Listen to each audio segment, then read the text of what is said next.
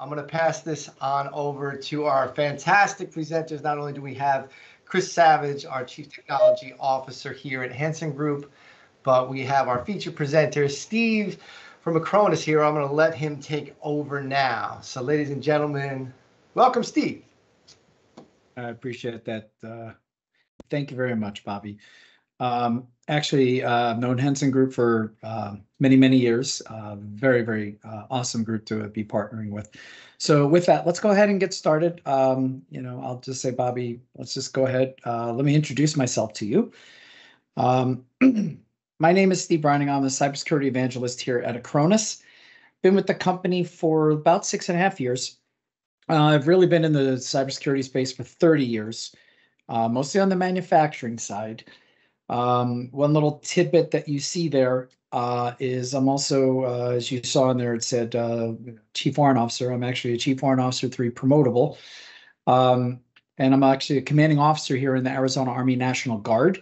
I have a team of currently 34 people. I got to tell you that tonight I have to shave all this off because I have military Friday, Saturday, and Sunday. So we were enjoying this while we could. Yeah, with that, let's go ahead and get started into the actual presentation. So I want to talk a little bit about a little higher level overview as far as a lot of the email security challenges we have in 365 and what we've seen in a lot of reports over the last year with research and stats, and to kind of get your mind thinking of different areas of concern. So with that, let's go ahead and next slide. So in 2023, we witnessed it's a staggering 222% increase in email-based attacks compared to the latter half of 2022. What we saw was about a 54% rise in the average number of attacks per organization. And a significant development of this was the advent of AI-enhanced phishing attacks, which has already impacted about 91% of the organization. So we're not just seeing more attacks here, but they're becoming more sophisticated. And the nature of these attacks are also evolving. There's been a 15% increase in the number of malicious files and URLs that are found per email. Now it's averaging about 3 per message. So this indicates that attackers are intensifying the efforts to compromise systems. Phishing still remains the most preferred method of attack, accounting for about 78% of the incidents. Business email compromise and social engineering is rising to 15%. It used to be 3%, now it's 15%. Reflecting on the effectiveness of deceiving users. And additionally, malware is constituting 6% of attacks, being the third most common, if you will. Really, what a major takeaway of this is that 8 out of 10 emails we're starting to see are phishing attempts, and that's an alarming trend that really needs for people to enhance their vigilance and advanced security measures. Next slide, please. One of the things that is new, last year I never even heard of this term, but quishing, and that's QR code attacks. The number in the second half of 2003 showed that roughly 15% of emails with a QR code was malicious. There was a recent campaign that targeted multiple recipients across many different organizations. And what it did was it impersonated Microsoft 365 by email. And these threat actors notified end users that their network password has expired, right? So they were prompted to scan this QR code with their mobile camera, right? And to enable a purported, right, MFA method for their Microsoft account. This was very targeted. The email subjects and senders were very carefully targeted on this, right? So what happened is, if you see in there, it was a single image, right? It contained text, logos, and a QR code. It lacked any contextual data in the body. And the people that actually fell victim to this were actually directed to a deceptive Microsoft-themed page that was designed to get their account credentials. So really the call to action is clear. We just need to be more cautious of QR codes, just as much as we are now with links and attachments, right? So that really boils down to cybersecurity training, as well as different solutions to help there. Next slide.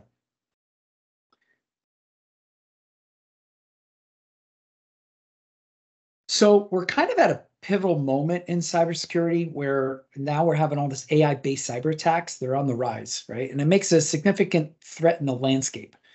So we have to start thinking fundamentally about a reevaluation of our security strategies that we have in order to stay ahead. So yeah, we have key issues like spear phishing, social engineering attacks.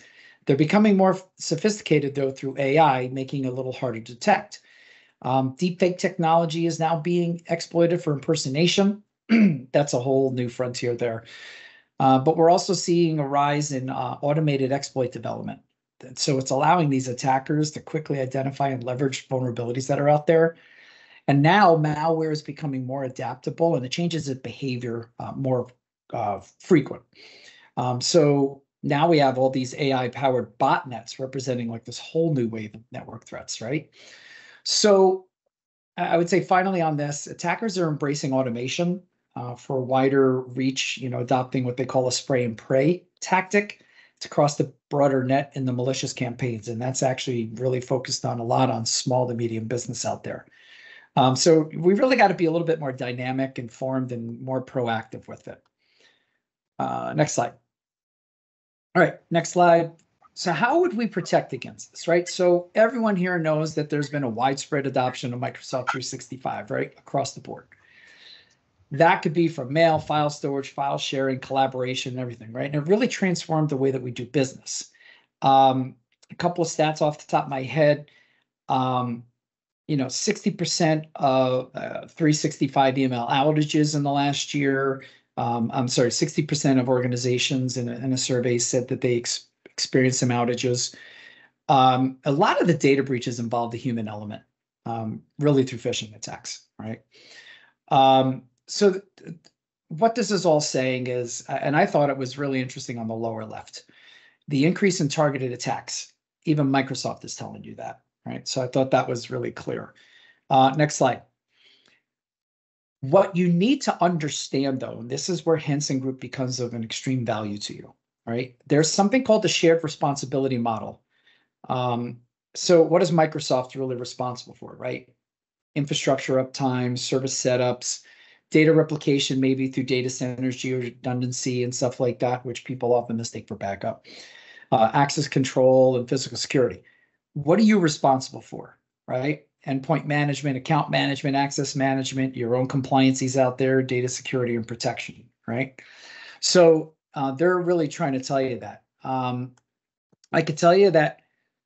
Well, let's go to the next slide. This will explain it all. So right now, Section 6B of the Microsoft Services Agreement, if you ever pull it up, it recommends using a backup solution. And what they're saying is that, hey, we could have disruptions and outages, right? Not liable for the disruption or loss you may suffer, right, in the event of an outage. So they're recommending that you actually back up your content data with a third-party app and service. So Microsoft is even telling you that. Next slide. So you have to think about all the different factors out there. We talked about human elements too, right? People accidentally delete things. Internal threat is a real thing, as well as external threats. We talk about retention policy gaps, the big compliance and regulatory issues out there, hybrid environments, multi-device situations, and especially with API and third-party integrations. Next slide.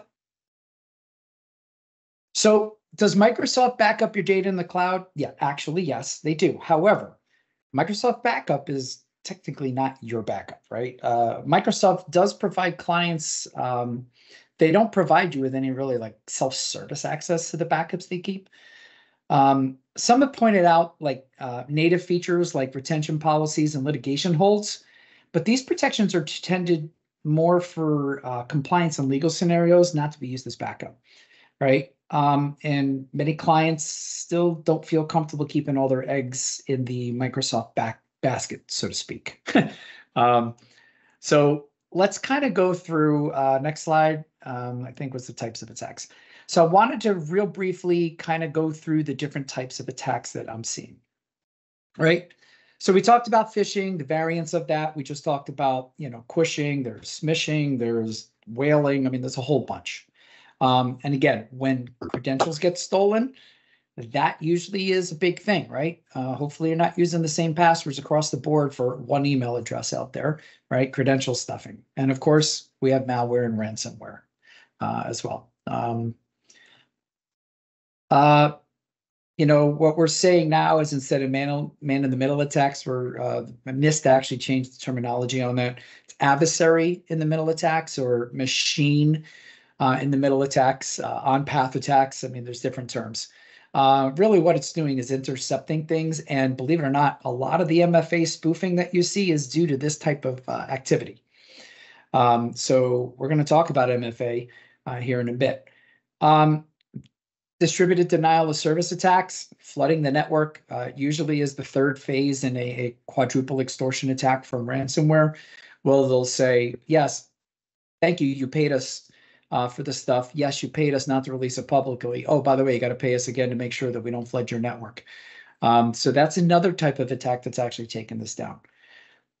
Insider threat, I've seen it as a big thing too, as well. And that also means externals actually asking people internally to do things as well. Next slide. Again, I talked about the spray and pray on that. And we talked about spoofing impersonation here, where they're tricking the recipient, it's revealing some information, and then transferring money, attorney impersonations, and things like that. It's another type of attack, that business email compromise.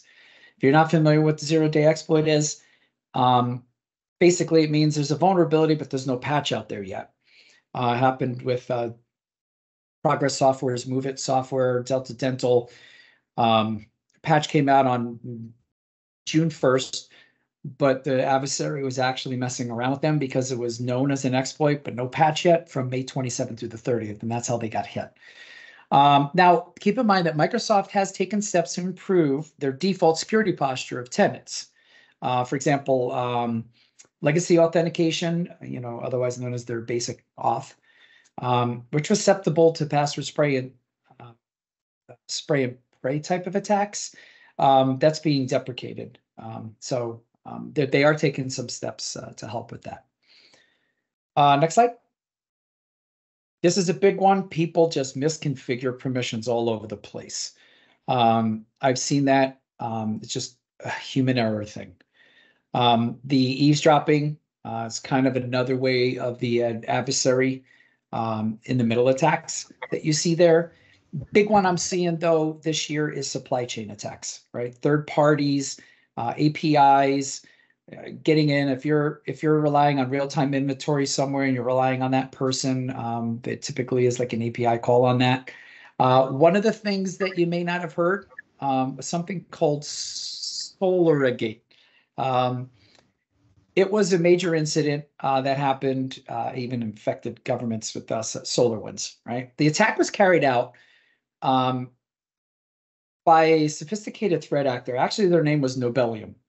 Microsoft actually came out and said, yes, it was Nobelium. And they were a nationally state-sponsored group. It was a supply chain attack against SolarWinds, right? It was against a product called Orion, which part of their IT management tools. But here's the thing. Microsoft became victim of this cyber attack also at the end of December. That SolarWinds attackers could have accessed the source code by infiltrating the servers. However, the good news with that was that the source code itself was in read-only mode, right? So the bad guys could just read it or screen print the content. But I'll tell you, Microsoft didn't make it clear whether or not its update servers were impacted in the incident. They never made mention of that. But it was, thank God it was only read-only. But supply chain attacks are a real thing. So what does that bring us to is how to protect this. I'm going to give you some advice with these things. People can store data for 18 years of backups and all this information. But the minute that you have a legal hold and they say, we need everything, you now have to, you can't just delete things. You got to give them 18 years worth of information, and that might open up some loopholes there, right, for them. So I always say, hold on to the, I mean, if you're under some compliancy reasons where you got to hold on to things for a certain amount of years, I get it. But you have to start thinking of different groups and having different policies that talk about data minimization. How often do you hold on to things for, say, sales teams versus the lawyers versus finance versus executives? And again, it's, you got to scrutinize your compliancies out there too, right? With this as well. So just think about your data minimization. Next slide. Education and training. I will tell you that insurance, cyber insurance now, it used to be recommended once a year, then it became required once a year. Now it's required once a quarter. And I'm actually seeing now in some cyber insurance policies once a month, which I found really interesting. The whole multi-factor authentication, okay? It's not a silver bullet, but it is one of the best things you can do to protect identities in the cloud, especially your admin accounts out there. Having that other step to verify the identity helps against password sprays. There's email security protections available to you. We could talk about zero trust, but just keep in mind that MFA is actually a requirement in cyber insurance. There are ways to get around that. I've seen the SIM swapping thing, that adversary in the middle attacks. There's something called MFA bombing. So there's several different ways that it can be done. It takes a lot of effort for them to do that, but keep in mind that this is a requirement if you're going to look for cyber insurance. And please make sure you're doing this. And if you have OAuth, like for an app, it's better than SMS. It's more recommended to do that as well. And keep in mind that in Microsoft's products, right, there's a security defaults, right? You basically in Azure Active Directory under properties, I think you scroll down to the bottom of the page and you can manage your security defaults. And they have this per user MFA option in there and stuff like that, right? So you can do it on a per user basis too.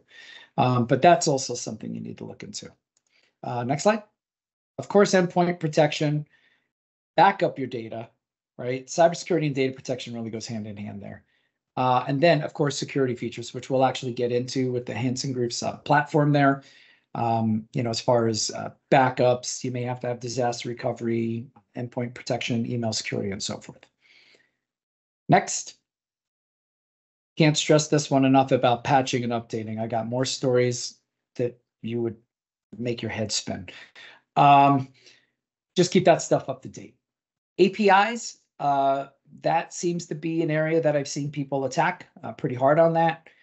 Try to do some kind of access control, the very minimum least privilege, right? Which basically means give the user the least amount of permissions available to be able to do their job effectively, right?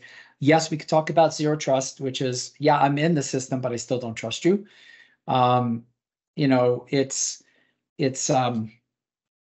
It's not something you buy in a box. Zero trust is not something you buy in a box, right? It's more just, for you to have a fundamental stance towards security on that. So how can we protect you with the Henson platform? Okay. So collaboration apps like Teams, SharePoint, OneDrive are growing, right? And so are the attacks, right?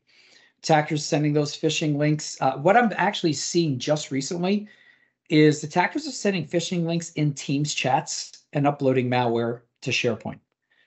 So even if you use email security and endpoint protection, there's still a risk. And people use personal emails at work and they download malware directly, or they may have outdated antivirus, right? So while talking about email security and backing up a 365, you need to also think about collaboration app security for a full 365 coverage for that. Okay, and what you can see here is they're going to give you this complete protection here for all of what you see on this screen. By paying on a per seat basis, yes, there is the ability for doing unlimited storage here. Keep in mind, that doesn't mean that, I should be able to put 25 petabytes for 18 years out there. It's a reasonable use policy, but with unlimited storage, that is something you need to seriously consider. On a per user basis, you don't have to worry about that. But like I said, is holding on to somebody's emails for 10 years something that needs to be done? And you got to think about the pros and cons, but we at least provide the storage for you. So how does the Henson platform, because I only have one more slide after this, how does the Henson platform help you? So from a data loss perspective, right, you got the accidental deletion, hardware failures, software glitches, malicious actions, right? That could be emails, documents, contacts, calendars, and so forth, right? So Henson's backup's always going to keep a copy of your data available for a quick recovery for a required point in time. Of course, malware and ransom attacks. Security breaches, they get into unauthorized access and everything. So Henson's platform, they have integrated email security suites for you for these email-borne threats that you see here on the screen. You got to think about insider threat. They can help you there. Another thing is immutable storage options, right? So that even if you have insiders, you don't have to worry about people deleting things. Again, we talked about the service interruptions as well. All right. So with them, emails, attachments, SharePoint, OneDrive, and all that, you can even have the emails downloaded in a PST format to continue operations. And their platform will help you easily find the required pieces of information and search to be able to get to that granular restore. And with that, I wanted to then turn it over to Chris, and hopefully you got some information out of that for Chris to go ahead and do his thing. So up to you, Chris. Thank you, Steve. Thank you very much. I appreciate the lead in, and hopefully everybody kind of understands where we're coming from on why we do what we do. We're really interested in making sure that our clients get protected in the M365 world. So a little bit about who the Henson Group is, and we're going to talk a little bit about how we help our clients specifically in protecting and managing their M365 environments. We are a Microsoft Cloud expert. So we are highlighted by Microsoft in 5 solution areas. We have a couple of designations around Azure, but we're going to focus today on what we do for M365. If you're interested in anything we do at Azure, please let us know. We're happy to have a separate discussion on that. I think when I talk to customers about our capabilities, especially in managing Microsoft 365 and the modern workplace environments, we have a really great team that leads our solution for M365 management. We have multiple certifications amongst our team. We have a large team worldwide that helps our customers out in resolving issues as well as managing their environments. Next slide. So why do we select Intelligent Managed Services as the name of our managed service group? Because we really want to drive home the fact that when we manage your environment, when we provide information and analysis back to you, it's really based on data, and everything is data driven. We want to be very actionable when we talk to our clients about why should you do something and what's the reasoning behind it. I think Steve did a great job of explaining in detail some of the risks that are out there and all of the numbers behind what we're seeing on the cybersecurity front in relation to why you need to protect your M365 environment, especially that shared responsibility model that he went over. I think that's really critical. We've had a lot of customers recently come to us and say, my data is gone. What happened to it? And we're like, well, did you protect it? No, that's a Microsoft job. And then we have to pull up that responsibility matrix and point out to them, no, it's your job to protect your data. Next slide. So how do we help you manage your modern workplace environment? So we can do all of the critical management functions for you in your M365 environment. Starting with user management. If there's one thing I hated as an administrator a long time ago in a far, far away land was, all of the ins and outs of adding users to our Active Directory then. We can take on that burden for you. So it's an easy, you send us all of the details around new user adds.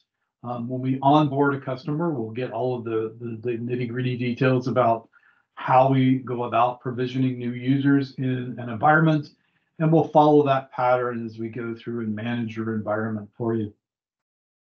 We'll also keep up, go back. We'll also keep up with all of the different name changes on everything that Microsoft renames every 6 to 9 months. Azure AD is now Entra ID, if you hadn't picked up on that.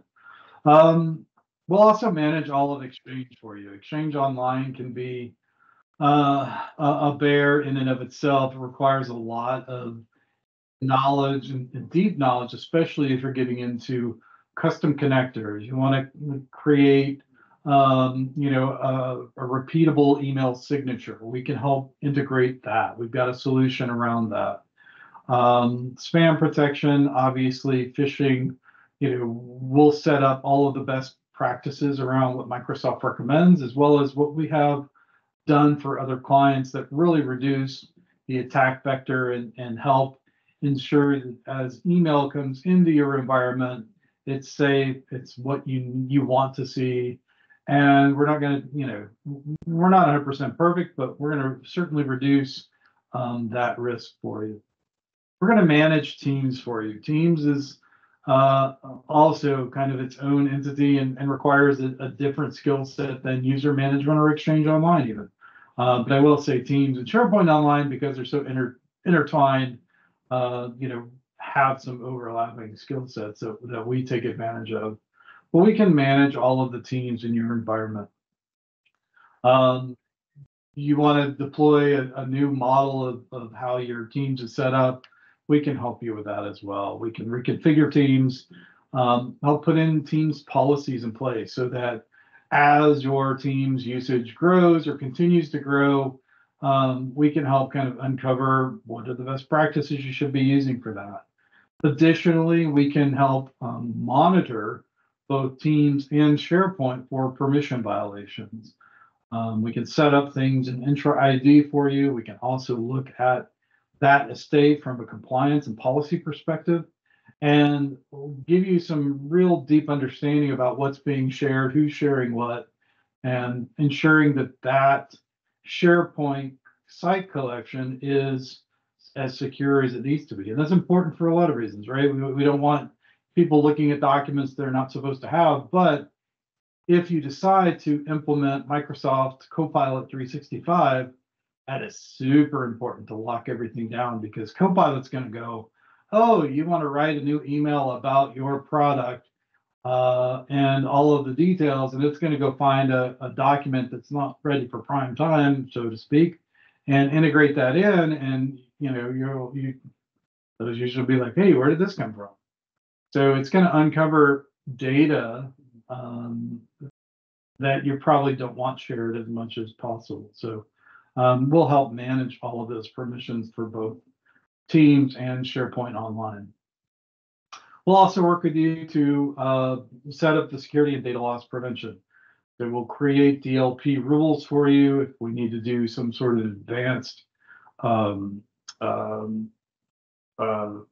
I forgot the term, data retention policies and things like that, doing the legal holds, all of that can be managed through our managed services.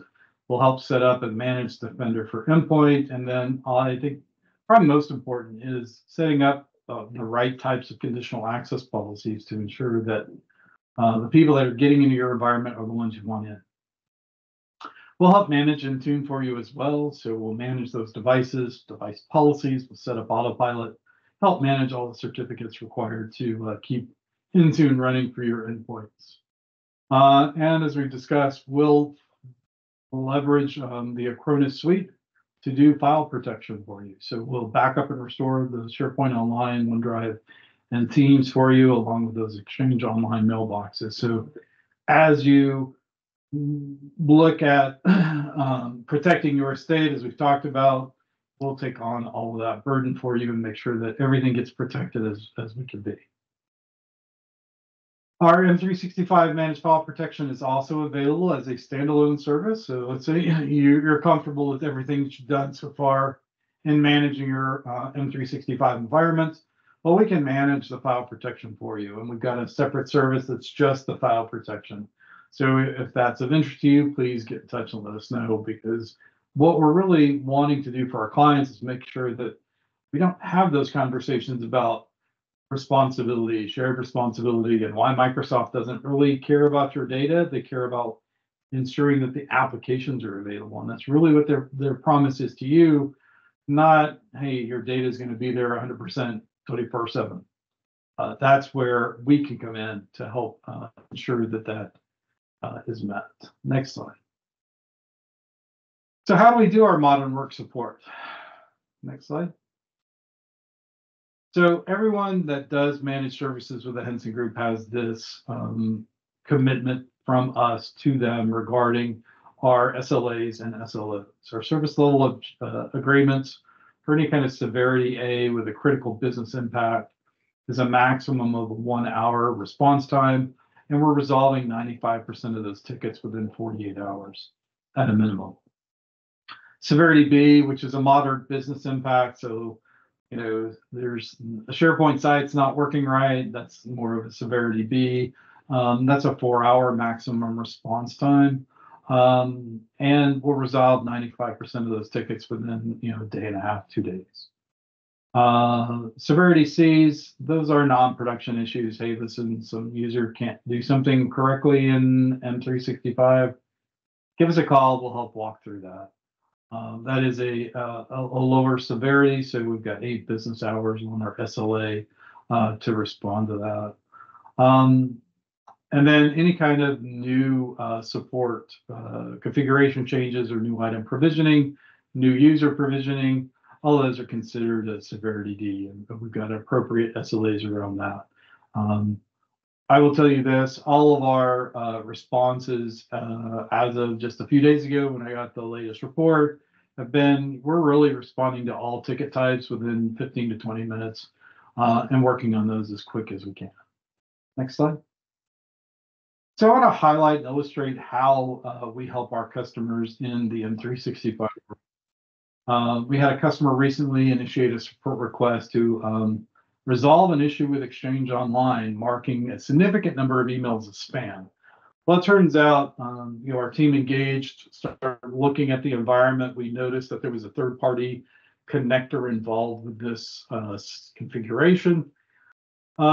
We talked to the client. They said, yes, we have a third party on the front end and on the back end that looks at all email going into and out of our environment.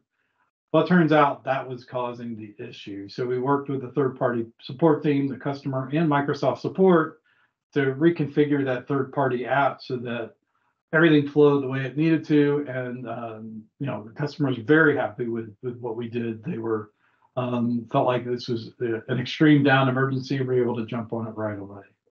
Next slide.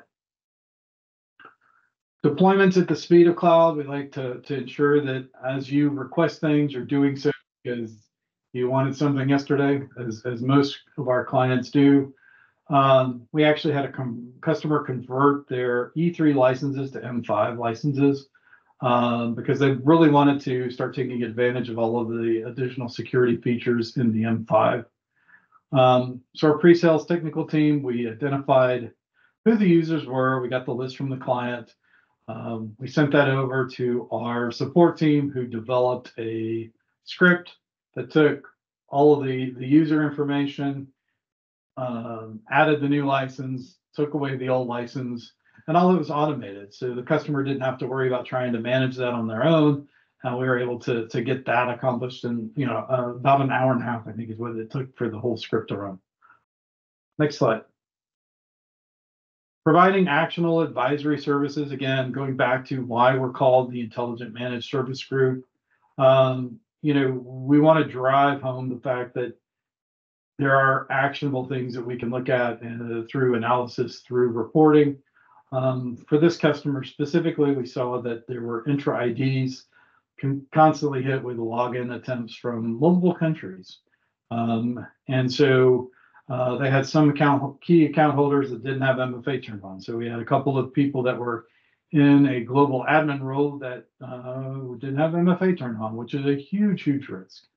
And then we had M5 licenses that were unassigned to some of their users. So what we talked about was getting access, conditional access policies in place that block from those specific countries that we kept seeing over and over trying to get access to their environment from. We also created a conditional access policy that prevented employees from tampering with MFA enforcement, especially for those critical global admins. Turns out the global admins shouldn't have been global admins also, so those are taken away. But the most important piece was we set up that conditional access policy for them to ensure that going forward, anything that got changed, if you were a global admin, you couldn't change the fact that you needed MFA. And then for the licensing, we just helped reassign the licenses and rebalance what they were consuming so they were consuming smarter in M365. Next slide. And I want to kind of plug something that we have come up with for customers. This is very exclusive to us. We are doing a Copilot sandbox. If you are interested in playing around with Copilot, we've got an environment that we built out, has up to 4 users that you can use to interact with Copilot. So if you've got some users that are dying to get their hands on Copilot and you want to give them a bit of an experience with it, let us know. So it's an environment we set up on the Windows 365 virtual machines. It allows you to log in. You can do whatever you want to your heart's content with Copilot.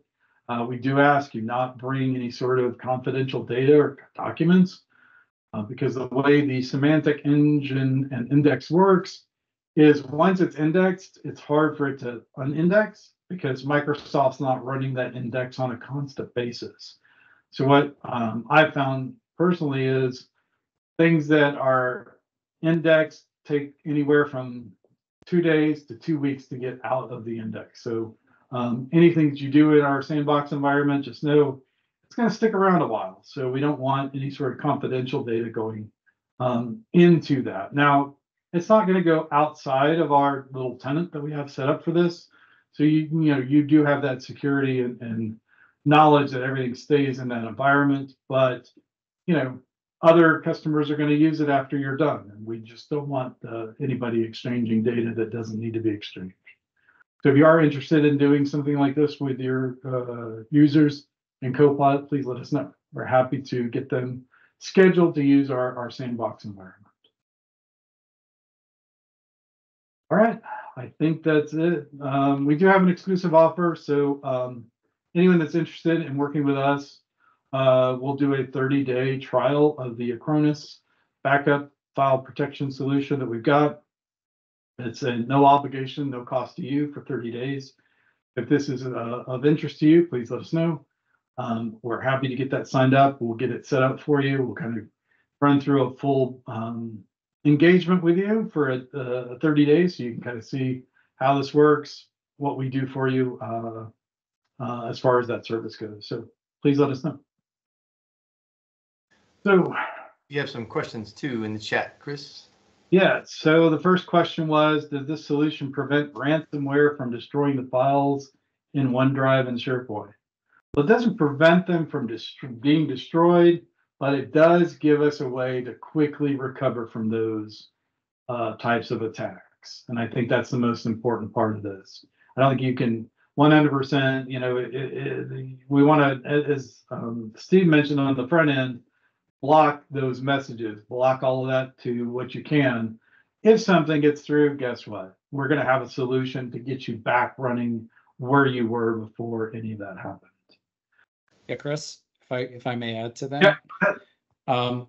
Obviously, educating your users. We did talk about least privilege, implementing MFA. Keep your software up to date. I do believe that OneDrive and SharePoint also have versioning capabilities that can kind of help a little bit as well. We were just talking about backing up the data, but ransomware detection, right? So I understand that OneDrive also has some ransomware detection feature, but that's not necessarily going to be a big silver bullet for you. But limit your syncs too, right? Only synchronize the necessary files. I do believe that Microsoft has something called Secure Score that actually can help there. And endpoint protection, right? That's going to be huge, right? If you get it from all of those multiple-pronged angles, you've really reduced a lot of that to a residual risk that hopefully is acceptable to you. Very good. Does this implementing this provide a path to compliance for data retention? Absolutely. Especially given the fact that anybody can go delete anything in a SharePoint site that they have full write access to. They've got specific files and file types that require longer data retention policies. We can certainly help with that. Steve?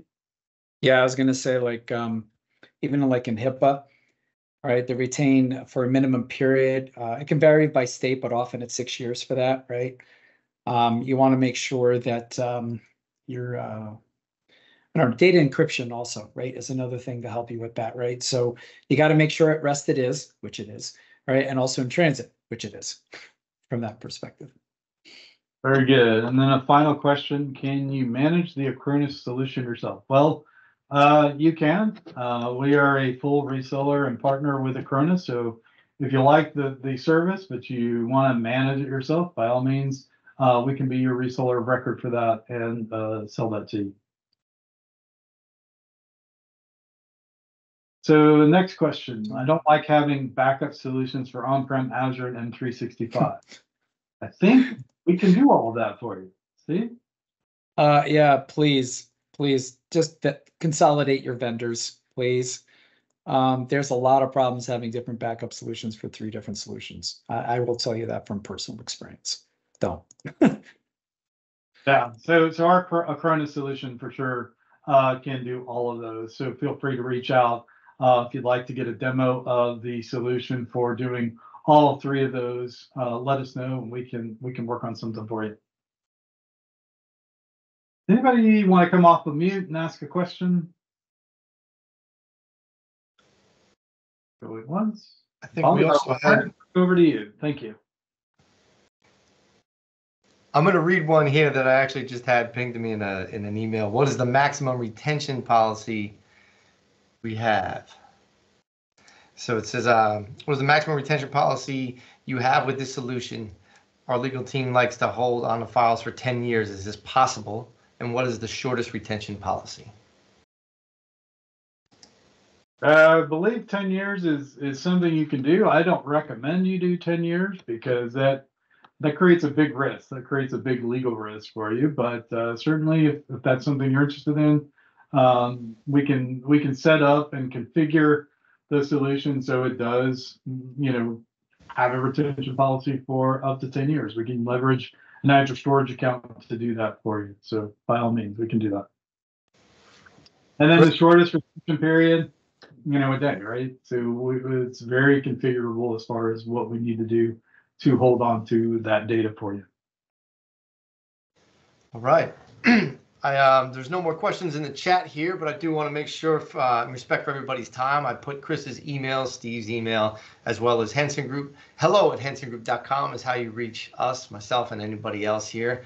We're going to follow up this webinar with a recording from today, so you'll get an email tomorrow with everything sent out, as well as our $100 gift card winner. Woohoo, that's coming your way. So we're excited for that, and we appreciate everybody's time on the webinar today, and we look forward to doing this again. Thank you, Chris. Thank you, Steve.